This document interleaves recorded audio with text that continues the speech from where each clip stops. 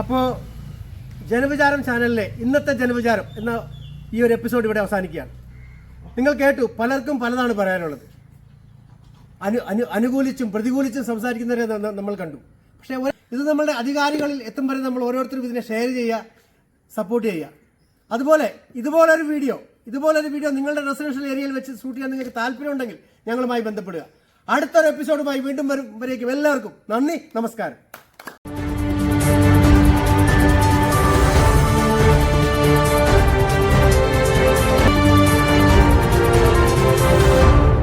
Hi friends, ജനവിചാരം ചാനലിലെ ഇന്നത്തെ ജനവിചാരം എന്ന പ്രോഗ്രാമിലേക്ക് ഏവർക്ക് സ്വാഗതം. ഇന്ന് നമ്മോടൊപ്പം ഉള്ളത് തുറവൂർ മൈത്രി റെസിഡൻഷ്യൽ അസോസിയേഷനിലെ മെമ്പേഴ്സാണ്. ഇവർക്ക് ഓരോരുത്തർക്കും അഭിപ്രായങ്ങൾ ഉള്ളവരാണ്. നമ്മുടെ എറണാകുളം ജില്ലയെപ്പറ്റി, കേരളത്തിനെ പറ്റി, ഭാരതത്തിനെ പറ്റി ഒരുപാട് കാര്യങ്ങൾ ഇവർക്കൊക്കെ സംസാരിക്കാനുണ്ടാവും. അപ്പോൾ ഇവർക്ക് ഓരോരുത്തർക്കും പറയാനുള്ള കാര്യങ്ങൾ നമുക്ക് കേൾക്കാം. എന്താണ് ഇവർക്ക് പറയാനുള്ളത്? നിങ്ങളെല്ലാവരെയും ഞാൻ ഈ പ്രോഗ്രാമിലേക്ക് സ്വാഗതം ചെയ്യുകയാണ്. ഒന്ന് കൈയടിക്കാം നമുക്ക്. അപ്പം നമ്മുടെ ഈ ചർച്ച തുടങ്ങുന്നതിന് നമ്മളുടെ ഈ ഒരു മേഖലയിലെ നമ്മുടെ ഈ പ്രദേശത്തെ റെസിഡൻഷ്യൽ അസോസിയേഷൻ്റെ നമ്മുടെ എല്ലാവരുടെയും കണ്ണിലുണ്ടിയായ ലെനിൻ ചേട്ടനെ തന്നെ നമ്മൾ സ്വാഗതം ചെയ്യുകയാണ്. അദ്ദേഹത്തിന് ഇവിടെ ഈ ഒരു റെസിഡൻഷ്യൽ ഏരിയയിൽ ഒരു 15-16 വർഷമായി ഈ സംഘടനയെ മുന്നോട്ട് നയിച്ചതിൻ്റെ വലിയൊരു എക്സ്പീരിയൻസ് ഉണ്ട്. ആ ഒരു എക്സ്പീരിയൻസിൻ്റെ വെളിച്ചത്തിൽ അത് തന്നെയല്ല, ഇവിടുത്തെ സംഘടനകളുടെ അസോസിയേഷനുകളുടെ ഉസ്താദാണ്. അപ്പോൾ അദ്ദേഹത്തിൻ്റെ വാക്കുകൾ നമുക്കൊന്ന് കേൾക്കാം. അസോസിയേഷനുകളെ പറ്റി അതോ ഇന്നത്തെ ഇല്ലല്ല, നമ്മുടെ സമൂഹത്തിലെ സാഹചര്യങ്ങൾ ഈ സബ്ജക്റ്റോടെ ഞാൻ പറഞ്ഞുതരാം. നമ്മുടെ ഹെൽത്ത് മേഖല, എഡ്യൂക്കേഷൻ മേഖല, ഗതാഗത മേഖല, ഇങ്ങനെയുള്ള ഏത് മേഖലയെ പറ്റി സംസാരിക്കാം. ഇനി ഒന്നും കിട്ടിയില്ലെങ്കിൽ ഇപ്പോൾ ഏറ്റവും ലേറ്റസ്റ്റ് ആയിട്ട് വന്ന 12 മണി വരെയുള്ള കള്ള് കച്ചവടത്തെ കുട്ടികളിൽ സംസാരിക്കാം. പറഞ്ഞോളൂ. ഒരു അഴിമതി രഹിത ഒരു സമൂഹം ഉണ്ടാവണമെന്നാണ് എൻ്റെ ഏറ്റവും വലിയ സങ്കല്പം. എന്നാൽ നിർഭാഗ്യവശാൽ അങ്ങനെ സാഹചര്യമൊന്നുമില്ല. ഭരണപക്ഷമാകട്ടെ പ്രതിപക്ഷമാകട്ടെ എല്ലാവരും ഇതിൻ്റെ ഒരു നൂലാമാലയിൽ കുടുങ്ങിയിട്ട് കിടക്കുന്ന സാഹചര്യമുണ്ട്. വളരെ ദയനീയമായൊരവസ്ഥയാണ്. അത് ഭരണം മാറിയാൽ പോലും അത് മാറ്റം വരുമെന്ന് വിശ്വസിക്കാത്ത ഒരാളാണ്. അതാണ് ഈ കാര്യങ്ങളെ പറ്റി പറയുന്നത്. മറ്റൊന്ന്, ഈ അക്രമങ്ങൾ. ഇവിടെ നിങ്ങളുടെ ചാനലുകാർ തന്നെ മുഖ്യമായിട്ട് പറയുന്നത് ഒരു ലഹരി വിരുദ്ധ സമൂഹം ഉണ്ടാക്കുക എന്നുള്ളതാണ്. അതിൻ്റെ ആദ്യഘട്ടമെന്ന് പറയുന്നത് ഈ പറയുന്ന പോലെ ഇപ്പോൾ ഉള്ള ആളുകളുടെ ഇടയിൽ, കുട്ടികളുടെ യുവജനങ്ങളുടെ ഇടയിൽ നിന്നുള്ള ആ ഒരു സമൂലമായൊരു മാറ്റം ഉണ്ടാവും. കാരണം എന്താണെന്ന് വെച്ച് കഴിഞ്ഞാൽ ഇപ്പോൾ ലഹരിക്കും അതുപോലെ സ്കൂൾ കുട്ടികൾ വരെ ലഹരിയിലൊക്കെ അടിമകളായിട്ട് കഴിയുന്ന സാഹചര്യമുണ്ട്. അതുപോലെ മറ്റ് സെക്സ് റാക്കറ്റിൻ്റെ കാര്യങ്ങൾ, അങ്ങനെ ഒത്തിരി കാര്യങ്ങളുണ്ട്. അതിനൊക്കെ ഒരു മാറ്റം വരുത്താൻ എനിക്ക് തോന്നുന്നു. ഇപ്പോൾ അവർക്ക് ഡൈവേർഷൻ ഉണ്ടായാൽ അവരുടെ പ്രവർത്തനത്തിൽ അല്ലെങ്കിൽ പഠനത്തിലൊക്കെ ഒരു ഡൈവേർഷൻ ഉണ്ടായി കഴിഞ്ഞിട്ട് ഏതെങ്കിലും ഒരു ബിന്ദുവിലേക്ക് കേന്ദ്രീകരിച്ച് കഴിഞ്ഞാൽ, ഉദാഹരണമായിട്ട് ഇപ്പോൾ നിങ്ങൾ പറയുന്ന ഫുട്ബോൾ അല്ലെങ്കിൽ മറ്റ് കായിക വിനോദങ്ങൾ തിരിച്ചു കഴിഞ്ഞാൽ അവർക്ക് മറ്റു കാര്യങ്ങളിലേക്ക് ശ്രദ്ധ തിരിക്കാതിരിക്കാനും ഇതിലേക്ക് കൂടുതൽ ഇമേഴ്സ്ഡ് ആകാനും സാഹചര്യം ഉണ്ടായി കഴിഞ്ഞാൽ കുറേ അധികം മാറ്റം ഉണ്ടാകുമെന്ന് വിശ്വസിക്കുന്ന ഒരാളാണ്. യൂത്തിനാണെങ്കിൽ ഇപ്പോൾ കളിക്കാനുള്ള സ്പേസ് കുറവാണ്. നമ്മുടെ കുട്ടികൾക്കാണെങ്കിലും ഇപ്പം എല്ലാവരും കളിക്കണം, പൊതുസ്ഥലങ്ങളിൽ പോയി പുറത്തു പോയി കളിക്കണം എന്ന് പറയണ്ടെങ്കിലും നമ്മുടെ ഒരു കുട്ടികളെ പോലും പുറത്തു പോയി കളിക്കാൻ അനുവദിക്കുന്നില്ല. അവർ വീടുകളിൽ ഇരുന്ന് മൊബൈലിലോ അല്ലെങ്കിൽ TV പ്രോഗ്രാമുകളോ കാണുന്നുള്ളൂ. പുറത്തു പോയി കളിക്കാനുള്ള അവസരം ഒരുക്കി കൊടുക്കണം. അല്ലാതെ പറഞ്ഞിട്ട് മാത്രമില്ല, പ്രവൃത്തിയിൽ ആക്കാനായിട്ട് പാരൻസ് ശ്രമിക്കണം എന്നാണ് എനിക്ക് പറയാനുള്ളത്. അല്ല, ഇപ്പോൾ ഇങ്ങനെയുള്ള കാര്യത്തിന് പാരൻസിന് ചെയ്യാൻ പറ്റുന്നതിന് ഒരു പരിധികളുണ്ടല്ലോ. പാരൻസിന് ഇപ്പോൾ നമുക്ക് എന്താണ് ചെയ്യാൻ പറ്റും? ഇവിടുത്തെ പാരൻസിന് ഇപ്പോൾ ഒരു കളിക്കളം ഉണ്ടാക്കാനോ അങ്ങനെയുള്ള കാര്യങ്ങൾ ചെയ്യാൻ പറ്റില്ല. അങ്ങനെയുള്ള കാര്യങ്ങൾ ചെയ്യേണ്ട ഇവിടുത്തെ അധികാരികളാണ്. ഇവിടെ നമുക്കൊരു മിനി സ്റ്റേഡിയം ഉണ്ട് പൊതുവില്. ആ മിനി സ്റ്റേഡിയത്തിലാണെങ്കിൽ കുറച്ചൊക്കെ മാലിന്യങ്ങളും അതിതൊക്കെ കിടക്കുന്നുണ്ട്. നമ്മുടെ ഹരിതകർമ്മസേനയുടെ വേസ്റ്റ് അങ്ങനത്തെ സാധനങ്ങൾ കൊണ്ടുവയ്ക്കും. അപ്പോൾ ആ സ്ഥലം നമുക്ക് ഒഴിവാക്കി കുട്ടികൾക്ക് കളിക്കാൻ കൊടുക്കുകയാണെങ്കിൽ നല്ലതായിരിക്കും. അതുപോലെ തന്നെ നമ്മുടെ പരിസരത്ത്, നമ്മുടെ വീടുകളുടെ പരിസരത്ത് സ്പേസ് ഉണ്ടെങ്കിൽ, ഓപ്പൺ സ്പേസ് ഉണ്ടെങ്കിൽ അത് നമ്മുടെ കുട്ടികൾക്ക് ഉപയോഗിക്കാൻ കൊടുക്കുകയാണെങ്കിൽ അത് വളരെ നല്ലതായിരിക്കും. അതിന് നമ്മുടെ മൈത്രി അംഗങ്ങൾ ശ്രദ്ധിക്കണമെന്ന് ഞാൻ പ്രധാന പോയിന്റ്, നമുക്കിവിടെ ഒരു ചെറിയ സ്റ്റേഡിയം ഉണ്ട്. സ്റ്റേഡിയത്തിൽ ഹരിതകർമ്മസേനയുടെ വേസ്റ്റ് ഇട്ടിരിക്കാന്നാണ് പറഞ്ഞത്. അതൊരു നല്ല കാര്യമാണോ? ടോമി ചേട്ടൻ എന്താ പറയാനുള്ളത്? ഞാനിപ്പോൾ ഈ പറഞ്ഞൊരു കാര്യത്തെ കുറിച്ച് എന്താ പറയാനുള്ളത്? നമുക്കിവിടെ ഡംപ് ചെയ്യാനുള്ള സൗകര്യം വേണ്ടതാണ്, അതില്ല. പിന്നെ അതുപോലെ ഇതിന്റെ ഉദ്ദേശം തന്നെ ലഹരി മുക്ത കേരളം എന്നാണ്. പക്ഷെ നമ്മുടെ കേരളത്തിലെ ഇന്ത്യയിലെ നിയമവ്യവസ്ഥ അതിന് അനുകൂലമല്ല. ഇന്ന് എത്ര പേരെയാണ് ഒരു ദിവസം മയക്കുമരുന്നിന് വേണ്ടി പിടിക്കുന്നത്? 8ഉം 10ഉം കേസിൽപ്പെട്ട ആൾക്കാരും പിറ്റേ ദിവസം ജാമ്യത്തിൽ ഇറങ്ങാണ്. ഈ ജാമ്യത്തിൽ ഇറങ്ങി വെച്ച് പിന്നെ ഈ സാധനത്തിന് കൊണ്ടുവരാൻ പോയി 250-300 കിലോ കഞ്ചാവാണ് ഒരു വണ്ടിയിൽ പിടിക്കുന്നത്. അല്ല ഇതിനകത്ത് ഈ അനുഭവം ഗൾഫിലാണെങ്കിൽ അവിടെ തല കാണുമോ? സത്യമാണ്. ശിക്ഷ വർദ്ധിപ്പിക്കണം എന്നൊരു അഭിപ്രായം എനിക്കുണ്ട്. പിന്നെ നമ്മള് എറണാകുളം ജില്ലയിൽ കുറ്റം ചെയ്താൽ അവനെ മലപ്പുറം ജില്ലയിൽ കൊണ്ടുവിടും. എറണാകുളത്തോട്ട് കയറരുത്. നാട് കടത്തണം. അല്ല, ഈ മയക്കുമരുന്ന് സംബന്ധിച്ചുള്ള കേസിലുണ്ടല്ലോ നിയമം പരിഷ്കരിക്കണം, ശിക്ഷ കൂട്ടണം. ഓക്കെ, അപ്പോൾ പ്ലീസ് നമ്മുടെ ഇന്നത്തെ ഒരു നമ്മുടെ ജീവിത സാഹചര്യത്തിൽ എന്തെങ്കിലും ഒരു കാര്യം മേഡത്തിന് ഇത് മാറണം അല്ലെ ഇത് ഇങ്ങനെ ആവണമെന്ന് പറയാൻ പറ്റുന്ന എന്തെങ്കിലും ഒരു കാര്യം പറയാമോ? അതായത് ഇപ്പൊ ഡ്രഗ്സ്, ആൽക്കഹോൾ ഇങ്ങനത്തെ എല്ലാം സബ്സ്റ്റൻസ് യൂസ് ഉണ്ട്. നമ്മുടെ എപ്പോഴും നമ്മള് പിള്ളേരുടെ അടുത്ത് ഇത് നമ്മൾ പറയില്ല. അതായത് ഇത് എന്താണ് അല്ലെങ്കിൽ അപ്പ കുടിക്കുന്ന സാധനം എന്താണെന്ന് നമ്മൾ ക്ലിയർ ആയിട്ട് വിട്ടു പറയില്ല.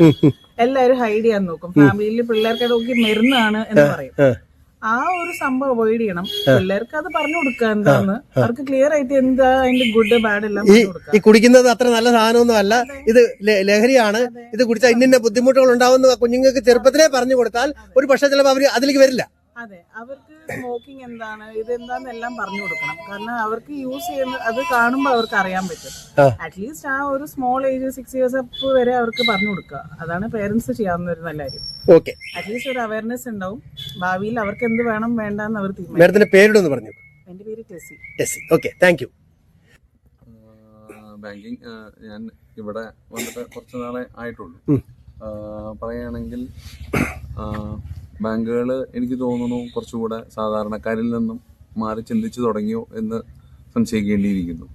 അത് പല രീതിയിൽ ആയാലും ഇതിപ്പോൾ പല രീതിയിലുള്ള സൗകര്യങ്ങൾ സാധാരണ ജനങ്ങളിലേക്ക് എത്തുന്നുണ്ടെങ്കിലും അത് എനിക്കൊക്കെ സംശയം തോന്നി തുടങ്ങിയിരിക്കുന്നു. കാരണം സാധാരണക്കാരിൽ നിന്നും അത് മാറി ചിന്തിച്ചു തുടങ്ങി ഒരു എലൈറ്റ് ഗ്രൂപ്പിലേക്ക് മാറിയിട്ടുണ്ടോ എന്നുള്ള സംശയങ്ങളുണ്ട്. ബാങ്കിങ് എന്ന് പറയുമ്പോൾ നമ്മളെ പല രീതിയിലും സഹായിക്കുന്നുണ്ട്. കാരണം എനിക്ക് ഓർമ്മയുണ്ട്, എൻ്റെ അപ്പനും ബാങ്കിലായിരുന്നു. എൻ്റെ അപ്പനൊക്കെ ബാങ്കിൽ പോയി ചെക്ക് എഴുതി പൈസ എടുത്ത് വീട്ടിൽ കൊണ്ടുവച്ച് അതുകൊണ്ട് ജീവിച്ചു പോന്നിരുന്ന ഒരു സമയമുണ്ടായിരുന്നു. അപ്പോൾ ഇന്ന് നമ്മളൊന്ന് ആലോചിച്ച് നോക്കിയാൽ അങ്ങനെ ഒരു സിസ്റ്റം ആയിരുന്നു നമ്മുടെ ജീവിതത്തിൽ ഉണ്ടായിരുന്നെങ്കിൽ നമുക്കിന്ന് ജീവിക്കാൻ പറ്റുന്ന എനിക്ക് തോന്നുന്നില്ല. അതായത് നമുക്ക് പൈസയുടെ ആവശ്യം വരുമ്പോൾ നമുക്ക് കിട്ടുന്ന ശമ്പളം ഒരു ഇന്നത്തെയും ആയിക്കോട്ടെ ഒരു 25,000 രൂപയാണെന്ന് കരുതുക. 25,000 രൂപ മാസം ശമ്പളമുള്ള ആള് 5 ദിവസം കൂടുമ്പോൾ ബാങ്കിൽ പോയി അതിൽ നിന്ന് 5,000 രൂപ ക്യൂ നിന്ന് എടുത്ത് ആ പൈസ വീട്ടിൽ കൊണ്ടുവന്ന് വെച്ച് ഈ വീട്ടിൽ കൊണ്ടുവന്ന് വെക്കുമ്പോൾ അത് വേറൊരു കാര്യം, ഗോൾഡ് നമ്മുടെ വീട്ടിൽ കൊണ്ടുവന്ന് വെക്കുന്ന പോലെ ഇരിക്കും. നമ്മുടെ മാസ ശമ്പളത്തിന്റെ 5-1 നമ്മുടെ വീട്ടിലിരിക്കുമ്പോൾ നമുക്ക് സമാധാനമായിട്ടിരിക്കാൻ പറ്റില്ല. അങ്ങനെ ഒരു സാഹചര്യത്തിൽ നിന്ന് ഇന്ന് ഗൂഗിൾ പേ ഓപ്പൺ ആവാനായിട്ട് 1 സെക്കൻഡ് വൈകുകയാണെങ്കിൽ നമുക്ക് BP കൂടുന്ന ഒരു അവസ്ഥയിലേക്ക് എത്തി നമ്മുടെ ജീവിതം. അത്രയ്ക്ക് ഫാസ്റ്റായി. അതുപോലെ ബാങ്കിങ് നമ്മുടെ ജീവിതത്തെ നമ്മളെ ഹെൽപ്പ് ചെയ്യുന്ന ഒരു സാഹചര്യമാണ്.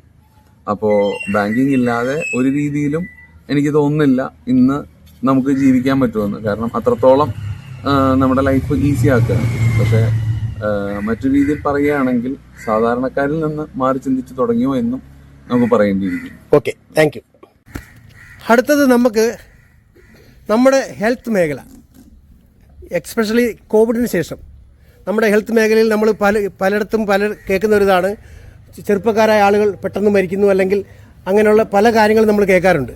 അതുപോലെ എക്സസൈസിൻ്റെ പ്രാധാന്യം നമ്മുടെ ഇപ്പോഴത്തെ ജനങ്ങൾ മനസ്സിലാക്കുന്നില്ലേ ഉള്ളൊരു സംശയം കൂടെ എനിക്കുണ്ട്. അതിനെപ്പറ്റി ചേട്ടൻ എന്താണ് പറയാനുള്ളത്? 2 വാക്ക് പറയാമെങ്കിൽ.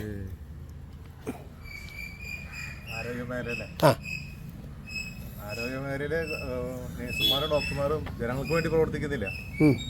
നമ്മളവിടെ ചെന്ന് കഴിയുമ്പോൾ എന്തെങ്കിലും കാര്യം ചെന്ന് കഴിയുമ്പോൾ അവർക്ക് നമ്മളോടൊരു അവരുടെ പോലെയാണ് അവരുടെ പെരുമാറ്റം കാര്യങ്ങളൊക്കെ. ഒരു മാസത്തിനുള്ളിൽ അല്ലെങ്കിൽ ഒരു 45 ഡേയ്സിനുള്ളിൽ കേരളത്തിൽ ഇലക്ഷൻ ഉണ്ടാവും. നിലവിലെ സർക്കാർ ഇവിടെ 10 വർഷമായിട്ട് ഭരിക്കുന്ന ഒരു സർക്കാരാണ് നിലവിലുള്ളത്. ആ സർക്കാരിൻ്റെ പ്രവർത്തനങ്ങളെക്കുറിച്ച് നമുക്കൊന്ന് വിലയിരുത്താം. ഈ സർക്കാർ നമുക്ക് തുടരണോ അല്ലെങ്കിൽ വേറൊരു സർക്കാരാണ് വരേണ്ടതെങ്കിൽ എന്തുകൊണ്ടാണ് നമ്മൾ ആ മാറി ചിന്തിക്കുന്നതിൻ്റെ കാരണങ്ങൾ? അതിന് നമുക്ക് ഓരോരുത്തർക്കും ഇൻഡിപെൻഡൻ്റ് ആയിട്ട് പറയാം. ആരെയും പേടിക്കേണ്ട കാര്യമില്ല. നമ്മുടെ മനസ്സിലുള്ള കാര്യം നമ്മുടെ പൂർണ്ണമായ ഉത്തരവാദിത്തത്തോടു കൂടി നമുക്ക് പറയാവുന്നതാണ്. ആർക്കാണ് പറയാൻ താല്പര്യമുള്ളത്? എനിക്ക് മെയിനായിട്ട് പറയാനുള്ളതെന്ന് വെച്ചാൽ നമ്മൾ കോടികൾ മുടക്കി നമ്മുടെ നാഷണൽ ഹൈവേ നമുക്ക് ഉണ്ടാക്കുന്നുണ്ട്. പക്ഷെ അതിന്റെ സർവീസ് റോഡുകളൊക്കെ വളരെ മോശമായിട്ടാണ് നമുക്ക് യാത്ര ചെയ്യാൻ പറ്റുന്നത്. കുണ്ടും കുഴിയും അവിടെയും ഭയങ്കര അപകടങ്ങളൊക്കെ സംഭവിക്കും. റോഡിൽ ഒരുപാട് പേരുടെ ജീവൻ പോകുന്നുണ്ട്. പക്ഷെ അത് കോടികളാണ് നമുക്ക് നാഷണൽ ഹൈവേക്ക് വേണ്ടിയിട്ട് ഉണ്ടാക്കി കൊടുക്കുമ്പോൾ അതിന്റെ വഴിയോര പാതകൾ വളരെ മോശമായിട്ട് കിടക്കുന്നതാണ്. അവിടെയാണ് നമുക്ക് കൂടുതൽ അപകടങ്ങൾ ഉണ്ടാകാനുള്ള സാധ്യതകൾ വരുന്നത്. അപ്പൊ അതൊക്കെ സർക്കാർ ഒരു നേതൃത്വം കാണിക്കണം എന്നുള്ളൊരു അഭിപ്രായം. പിന്നെ അത് കൂടാതെ കൊണ്ട് നേരത്തെ ഇവിടെ പറഞ്ഞ ഡ്രഗ്സിന്റെ കേസ്, ഈ ഡ്രഗ്സ് എന്ന് പറയുമ്പോൾ നമ്മുടെ വരും തലമുറ വളരെ മോശമായിട്ട് കൊണ്ടിരിക്കുകയാണ്. അതായത് പുതിയ തലമുറ എന്ന് പറയുന്നത് ആരോഗ്യമില്ലാതെ കൊണ്ടുവരുന്നു, രോഗാവസ്ഥയിലേക്ക് മാറിക്കൊണ്ടിരിക്കുന്നു. അപ്പൊ ആ ഡ്രഗ്സ് നമ്മുടെ സമൂഹത്തിന് കാർന്നു തിന്നുന്ന ഒരു സംഭവമാണ്. അത് നമ്മുടെ സർക്കാർ അതിന് ഇടപെട്ട് അതിനുണ്ടാവുന്ന അതിന് മാറ്റങ്ങൾ ഉണ്ടാക്കണം എന്നുള്ളതാണ് എനിക്ക് പറയാനുള്ളത്. ഇപ്പൊ ഇതിനോട് ബന്ധപ്പെടുത്തിയ ഒരു ചോദ്യം ചോദിക്കുകയാണ്. ഇപ്പൊ ഇവിടെ മദ്യം രാത്രി 12 മണി വരെ കിട്ടുമെന്ന് പറയുന്നു. വളരെ എങ്ങനെ പറയാ, സുലഭമായി അല്ലേ? സുലഭ വാക്ക് കിട്ടുന്നില്ല, അതുകൊണ്ട് ചോദിച്ചാൽ. അല്ല, 12 മണി വരെ എന്ന് പറഞ്ഞാൽ കൊടുക്കാന്ന് പറയുമ്പോൾ സർക്കാർ അതിന് പ്രോത്സാഹിപ്പിക്കുന്നതിന് തുല്യമാണ്. അപ്പൊ അതല്ല നമുക്ക് വേണ്ടത്. നമ്മുടെ ഭാവിക്ക് വേണ്ടിയിട്ട്, നമ്മുടെ മക്കൾക്ക് വേണ്ടിയിട്ട്, ഭാവി തലമുറയ്ക്ക് വേണ്ടിയിട്ട് നല്ല ഒരു ആരോഗ്യമുള്ള ജനതയാണ് നമുക്ക് വേണ്ടത്. അതിന് മദ്യം പോലുള്ള മദ്യം എന്ന് പറയുമ്പോൾ അതിൻ്റെ കൂടെ തന്നെ ഈ ഡ്യൂപ്ലിക്കേറ്റ് മദ്യങ്ങളും അതോടൊപ്പം തന്നെ മറ്റ് നമ്മുടെ ഈ MDMA പോലുള്ള മറ്റ് മയക്കുമരുന്നുകൾ, പിന്നെ അതുകൂടാണ്ട് സ്പിരിറ്റ്, ഈ മദ്യത്തിന്റെ പേരും പറഞ്ഞ് സ്പിരിറ്റ് ധാരാളം നമ്മുടെ നാട്ടിലേക്ക് വരുന്നുണ്ട്. അതൊക്കെ നമ്മുടെ സമൂഹത്തിന് അല്ലെങ്കിൽ തലമുറയെ നശിപ്പിക്കുന്ന ഒരു സാധനമാണ്. അത് നമുക്ക് മാറ്റിയെടുത്തേ പറ്റൂ. അല്ലെങ്കിൽ ഭാവി തലമുറ ഇപ്പോൾ നമുക്ക് 2026 ആണെങ്കിൽ ഒരു 10-50 കൊല്ലം കഴിയുമ്പോഴത്തേനും നമ്മുടെ സമൂഹത്തിന്റെ ചെറുപ്പക്കാർ പിള്ളേരൊക്കെ വളരെ ദയനീയമായ ഒരു സ്റ്റേജിലേക്ക് മാറും. ഓക്കെ, നമ്മുടെ ഈ ഒരു ഏരിയയിലെ കാര്യങ്ങൾ മാത്രം എടുക്കാം.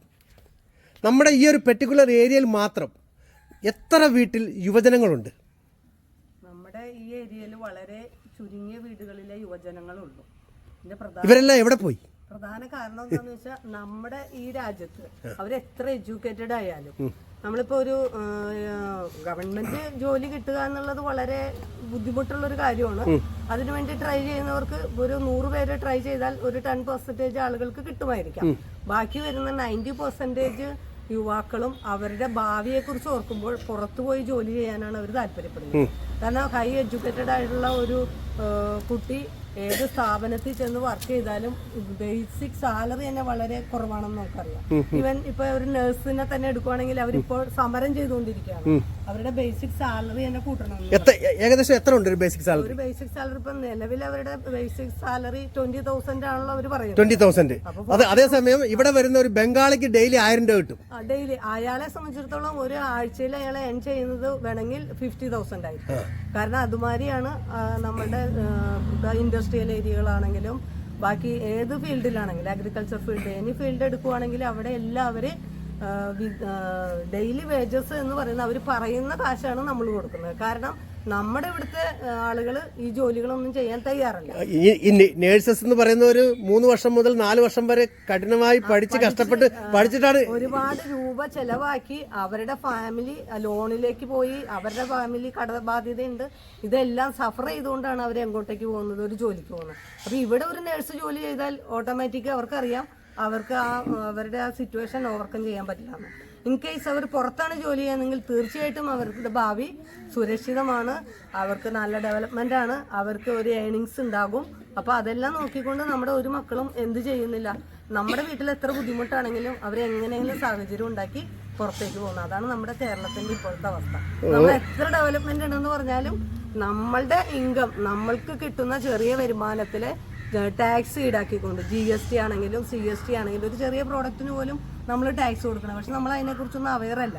ഈ പ്രോഡക്റ്റിൽ നിന്ന് നമ്മൾ പർച്ചേസ് ചെയ്യുന്ന, നമ്മൾ സെയിൽ ചെയ്യുന്ന, നമ്മൾ ബിസിനസ് നടത്തുന്ന എല്ലാ ഇതിൽ നിന്നും അവരെന്ത് ചെയ്യുകയാണ്, ഏൺ ചെയ്യുന്ന ഇൻകം കൊണ്ട് അതിന്റെ ടാക്സ് കൊണ്ടാണ് നമ്മുടെ രാജ്യത്ത്, നമ്മുടെ പ്രദേശത്ത്, നമ്മുടെ ചുറ്റുപാടിലും ഡെവലപ്മെന്റ്സ് ഉണ്ടാക്കുന്നത്. അപ്പൊ ഏത് ഫീൽഡിലാണെങ്കിലും, ഇപ്പൊ ഏത് ഗവൺമെന്റ് ആണെങ്കിലും, ഇപ്പൊ ഒരു വലദോഷമാണെങ്കിലും ഇടദോഷമാണെങ്കിലും അല്ലെങ്കിൽ ഇനി വരാൻ പോകുന്ന പക്ഷമാണെങ്കിലും ഏത് പക്ഷമാണെങ്കിലും ഞങ്ങൾ ഇവിടെ ഡെവലപ്മെന്റ് ഉണ്ടാക്കും എന്ന് പറയുമ്പോൾ അത് നമ്മൾക്ക് കിട്ടുന്ന വരുമാനത്തിൻ്റെയാണ് അവർ ഡെവലപ്മെന്റ് ഉണ്ടാക്കുന്നത്. പക്ഷെ ഒരിക്കലും ഇവിടെ നമ്മുടെ പൊതുജനങ്ങൾക്ക്, സാധാരണ ആളുകൾക്ക് എന്തില്ല, ഡെവലപ്മെന്റ് ഇല്ല. കാരണം നമ്മളിപ്പോൾ എല്ലാ ദിവസവും ഇപ്പം ന്യൂസുകളിൽ കാണാം. ഇന്നത്തെ ഒരു ന്യൂസിൽ നമ്മളൊരു കാര്യം കണ്ടു, സംഘം ചേർന്ന് കുട്ടികളെ മർദ്ദിക്കുന്നത്. അല്ലെ, വളരെ നിസ്സാരമായിട്ട് നമുക്ക് തോന്നാം. ഇപ്പോൾ കഴിഞ്ഞ ദിവസം ഒരു MLA, ഞാൻ പേര് പറയാൻ ആഗ്രഹിക്കുന്നില്ല, MLA പറയുന്നുണ്ടായിരുന്നു, നിങ്ങളൊന്നും അറിയാത്ത കാര്യങ്ങളാണ് ഈ കുട്ടികൾ ഡ്രഗ്സിന് അടിമപ്പെട്ട് അവർക്കൊരു ചെറിയ നിസ്സാര പ്രശ്നങ്ങൾ അത് അവർക്ക് പറഞ്ഞു തീർക്കാൻ പറ്റുന്നില്ല, അവർ അടിച്ചു തീർക്കുകയാണ് ചെയ്യുന്നത്. അപ്പോൾ ഇന്നത്തെ ന്യൂസിൽ തന്നെ നമുക്ക് കാണാൻ സാധിച്ചു, ഒരു ഉത്സവ പറമ്പിൽ വെറുതെ 2 കൊട്ടേഷൻ ടീമുകൾ, ഇപ്പോൾ കൊട്ടേഷൻ ടീമുകളെ ഡെവലപ്പ് ചെയ്യുകയാണ് നമ്മുടെ കേരളം ചെയ്യുന്നത്. അപ്പോൾ പുരോഗതി എന്ന് പറയുന്നത് ഇപ്പോൾ PR കൺസൾട്ടൻസിനെ എല്ലാം വെച്ചുകൊണ്ട് ഇല്ലാത്ത കാര്യങ്ങളെ ഡെവലപ്പ് ചെയ്തുകൊണ്ട് അവരെന്ത് ചെയ്ത് കാണിക്കുകയാണ്, ഞങ്ങൾ ഹൈ പ്രൊമോഷനിലാണ് ഈ കേരളം പോകുന്നതെന്ന്. തീർച്ചയായിട്ടും കേരളം പോകുന്നത് ഒരു അധോഗതിയിലേക്കാണ് പോകുന്നത്. Okay, thank you. എഡ്യൂക്കേഷൻ ഇപ്പോൾ ഇവിടെ നമ്മുടെ നാട്ടിൽ പിള്ളേർ കുറവാണെന്നുള്ളതിന് എല്ലാ സ്കൂളുകളും അവിടുന്ന് ഇവിടുന്നൊക്കെ പോയി പിള്ളേരെയൊക്കെ എടുത്ത് ഇപ്പം ഗവൺമെൻറ് സ്കൂൾസിൽ മോസ്റ്റ്ലി നമ്മുടെ സ്റ്റേറ്റിലുള്ള കുട്ടികളെക്കാളും കൂടുതൽ വേറെ സ്റ്റേറ്റിലുള്ള കുട്ടികളാണ്. അതിൻ്റെ ഒരു പ്ലസ് ഞാൻ കാണുന്നത് അവർ ആക്ച്വലി ഹിന്ദിയൊക്കെ നല്ല നന്നായിട്ട് യൂസ് ചെയ്യാൻ പഠിക്കുന്നുണ്ട്. കമ്മ്യൂണിക്കേറ്റ് ചെയ്യാൻ അവർക്ക് കമ്മ്യൂണിക്കേഷൻ ലെവൽ എന്തായാലും അടിപൊളിയായിരിക്കും.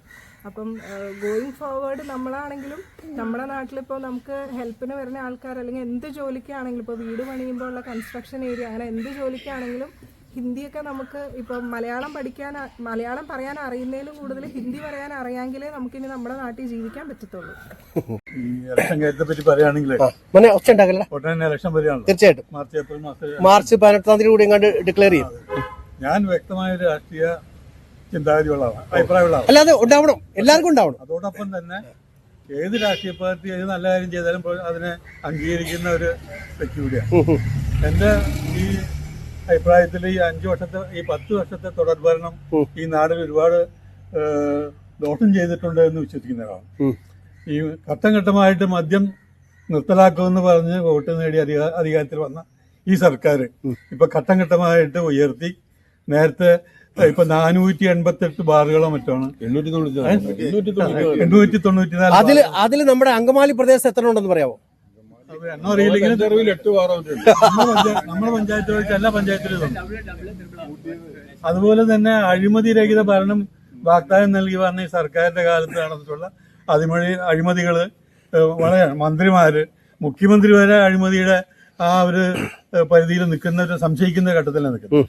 അതുപോലെ തന്നെ നമ്മുടെ ഒന്നും സങ്കല്പത്തിലില്ലാത്ത അല്ലെങ്കിൽ നാളിതുവരെ ഉണ്ടാകാത്ത തരത്തിലുള്ള അമ്പലക്കൊള്ളകള്, സ്വർണ്ണക്കൊള്ളകള്, ബിരിയാണി ചെമ്പിൽ സ്വർണം കടത്താതെ തുടങ്ങിയിട്ടുള്ള നമ്മുടെ ഒന്നും വിദൂര ഭാവനയിൽ പോലും ഇല്ലാത്ത തരത്തിലുള്ള അഴിമതികൾ നടന്നുകൊണ്ടിരിക്കുകയാണ്.